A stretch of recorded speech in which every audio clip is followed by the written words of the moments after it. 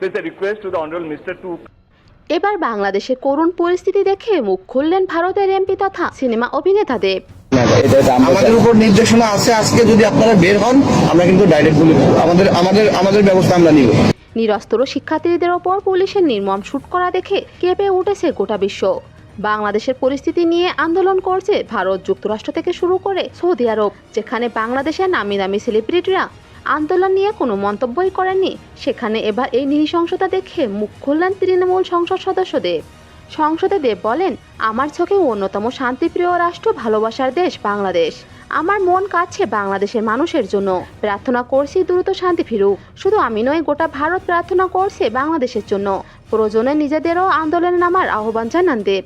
কথা বলতে চাইছি, সেই বিষয়টা গত 64 বছর ধরে সমস্যা হয়ে আছে।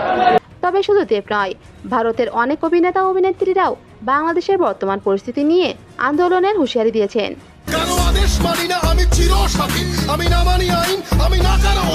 কেউ কেউ তো আন্দোলনের যোগও দিয়েছেন।